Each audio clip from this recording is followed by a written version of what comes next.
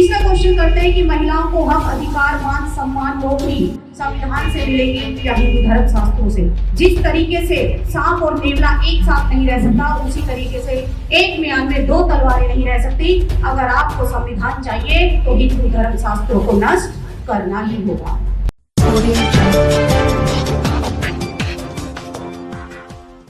साए में मुंह खोलेगा कौन, यदि हम नहीं बोले तो फिर बोलेगा कौन। तो बोलना तो सबको पड़ेगा ही।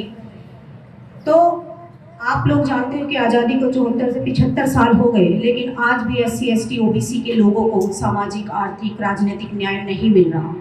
न्याय के लिए उन्हें दर दर भटकना फिरता है।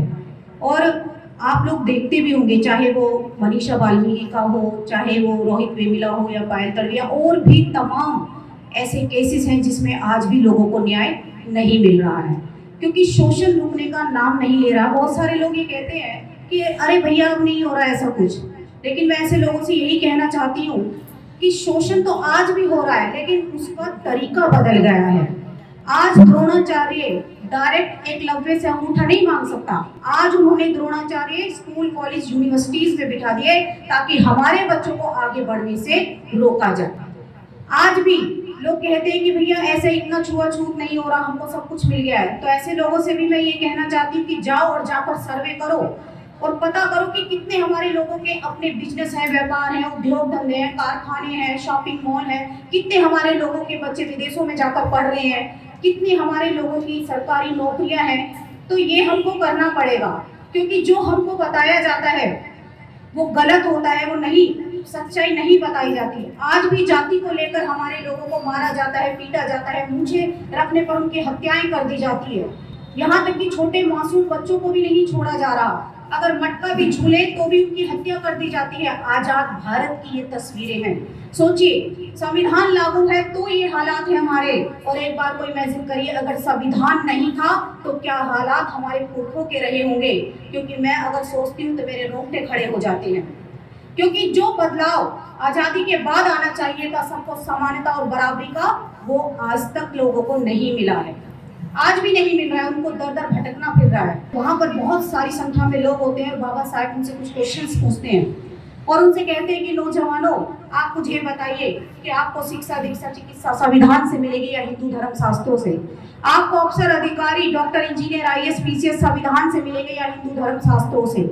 तीसरा क्वेश्चन करते हैं कि महिलाओं को हक, अधिकार, मान, सम्मान, नौकरी संविधान से मिलेगी या हिंदू धर्म शास्त्रों से। तो वहां पर बैठे तमाम लोग एक आवाज में कहते हैं कि बाबा साहेब ये सारी चीजें हमें संविधान से मिलेगी।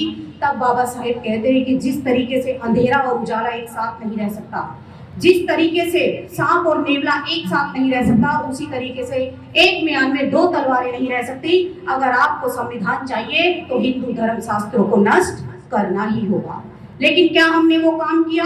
क्या आज भी हम लोग हिंदू बनकर नहीं घूम रहे? क्या बाबा साहेब ने हमें बहुत पहले ये बता दिया था कि हम इस देश के हिंदू नहीं हैं, हम बौद्ध हैं, हम मूल निवासी हैं?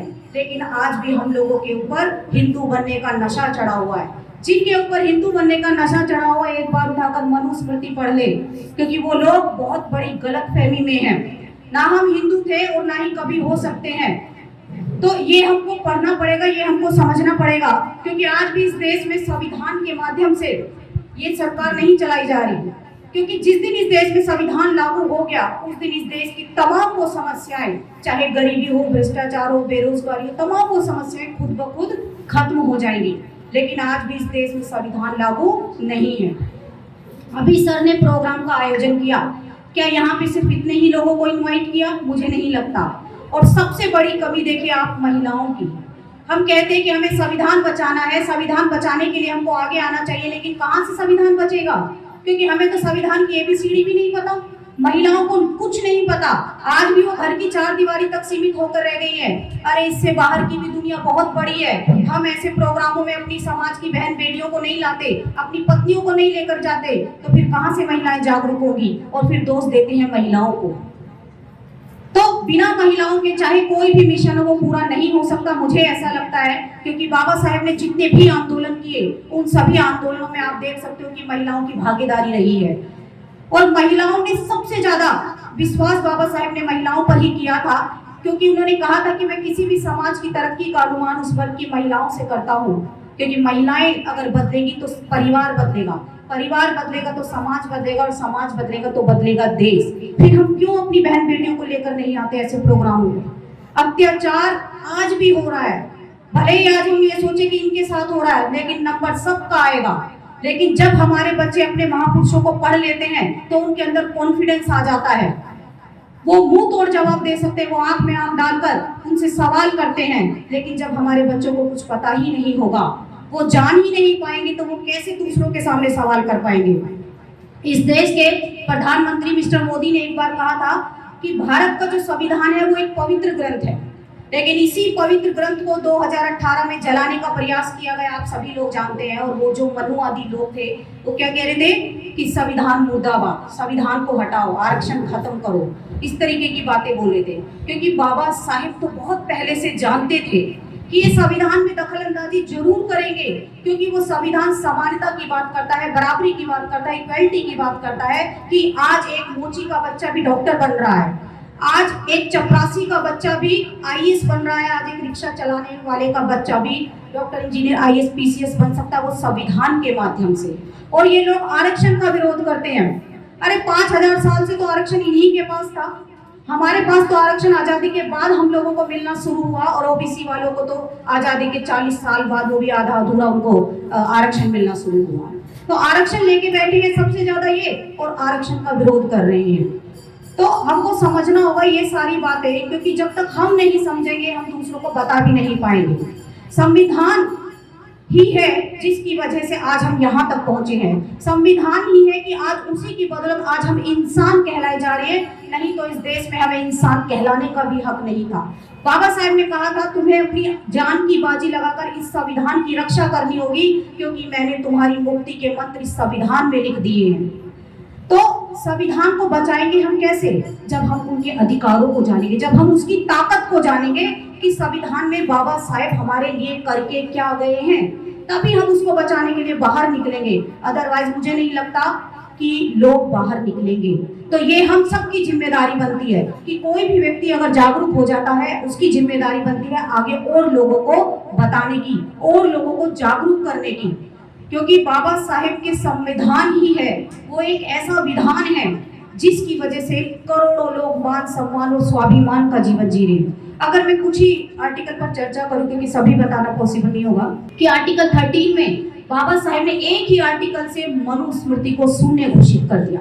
आर्टिकल 14 में समानता का अधिकार, आर्टिकल 15 में स्वतंत्रता का अधिकार, आर्टिकल 16 में सरकारी नौकरियों में आपके साथ कोई भेदभाव नहीं होगा, आर्टिकल 17 में छुआछूत का अंत कर दिया, आर्टिकल 18 में उपाधियों का अंत कर दिया, आर्टिकल 19 में उन्होंने हमको बोलने की आजादी दी, आर्टिकल 23 शोषण के विरुद्ध अधिकार, कोई हमारा शोषण नहीं कर सकता, आर्टिकल 24 14 साल से कम उम्र के बच्चे किसी भी खतरनाक फैक्ट्री में काम नहीं कर सकते, आर्टिकल 25 हमको धर्म परिवर्तन करने की आजादी दी, आर्टिकल 26 ये कहता है कि मंदिर मस्जिद ये बना सकते हैं लेकिन लीगल होनी चाहिए। इस तरीके के तमाम अधिकार, आर्टिकल 42 प्रसूति अवकाश की व्यवस्था बाबा साहेब उस समय करके गए जब इक्का दुक्का महिलाएं पढ़ती थी, लेकिन बाबा साहब 100 साल आगे की सोचते थे। उन्होंने सोचा कि भले ही महिलाएं आज नहीं पढ़ रही, लेकिन आने वाले समय में वो जरूर पढ़ेंगी और मेरी बच्चियों के जीवन में कोई संकट ना आए। सारी व्यवस्था वो संविधान के अंदर करके गए, जिसे मैटरनिटी लीव बोलते हैं, कि डिलीवरी से 3 महीने पहले और डिलीवरी के 3 महीने बाद उनको 6 महीने की छुट्टी मिलती है और उनकी सैलरी भी नहीं काटी जाती। आर्टिकल 45 जो शिक्षा का अधिकार, सबसे महत्वपूर्ण अधिकार बाबा साहब ने दिया, और उसमें लिखा कि शिक्षा इतनी सस्ती होनी चाहिए ताकि सभी लोगों की पहुंच में हो। जब इस देश का प्रत्येक बूढ़ा, जवान, महिला पढ़ेंगी तो ये देश खुद ब खुद विकासशील बन जाएगा। लेकिन क्या आज बाबा साहेब के सपनों को चूर चूर नहीं किया जा रहा? आज आप देख सकते हैं कि सरकारी स्कूलों की हालत बद से बदतर है, उन्हें खिचड़ी और दलिया का केंद्र बना दिया गया है। टीचर्स को इतने काम दे दिए कि वो बच्चों की पढ़ाई पर ध्यान नहीं दे रही, तो शिक्षा का निजीकरण किया जा रहा है। और देखिए उस समय महामना ज्योतिबा फूले ने भी निजीकरण का विरोध किया था। हमारे जितने भी तमाम महापुरुष रहे हैं उन्होंने समता, मैत्री, करुणा और भाईचारे की बात कही है। तो इस तरीके से बाबा साहब ने महिलाओं को तलाक का अधिकार दिया, दूसरी शादी करने का अधिकार दिया, पिता की संपत्ति में अधिकार दिया, बच्चा गोद लेने का अधिकार दिया। ये सारे अधिकार और भी बहुत सारे अधिकार बाबा साहब ने हमको संविधान के माध्यम से दिए हैं। तो हम लोगों की जिम्मेदारी बनती है कि हमको संविधान घर घर तक पहुंचाने के साथ साथ उसमें जो दिए गए फंडामेंटल राइट है वो सबको बताने चाहिए। एक जन जागरण अभियान हमको चलाना चाहिए, तभी लोग जागरूक हो पाएंगे, नहीं तो स्थिति बहुत खराब है। जैसे कि अभी सर ने भी बताया, इस देश में अंबेडकर वादियों के लिए, दलित शोषित पीड़ित नारियों के लिए पूरे देश में एक तूफान का माहौल है। तो ये ब्राह्मणवादी लोग, ये मनुवादी लोग हमारे हक अधिकारों पर नजर लगाए हुए हैं। मौसम विभाग के वैज्ञानिक ये कहते हैं कि जब तूफान आने वाला हो तो आप अपने घरों से बाहर निकल जाइए यदि आपको अपनी जान बचानी है। वर्तमान की स्थिति को अगर हम लोग देखते हैं, यदि अपनी शिक्षा, दीक्षा, चिकित्सा, मान सम्मान को बचाने के लिए हम लोग अपने घरों से बाहर नहीं निकले तो सब कुछ तहस नहस हो जाएगा। इसीलिए मैं कहती हूँ कि मुर्दे पड़े हैं अपनी अपनी कब्रों में, और जिंदा मुर्दे खाते पीते चलते फिरते मुर्दे पड़े हैं अपने अपने कमरों में। तो कमरों से बाहर निकलने की जरूरत है, एक आंदोलन करने की जरूरत है, क्योंकि मुझे पता है कि आज तक किसी भी वैज्ञानिक ने ये आविष्कार नहीं किया कि वो मुर्दों को जिंदा कर दे। और मुर्दा कोई क्रांति कर भी नहीं सकते, क्योंकि मुर्दा वो होता है जिसे अपने मान सम्मान इज्जत आबरू की कीमत का पता ना हो, और जिंदा वो होता है जिसे अपने मान सम्मान इज्जत आबरू की कीमत का पता हो। तो जिंदा हो तो जिंदा होने का एहसास लोगों को कराइए, नहीं तो हम में और मुर्दों में कोई ज्यादा अंतर है नहीं। इसी के साथ मैं अपनी वाणी को विराम देती हूँ।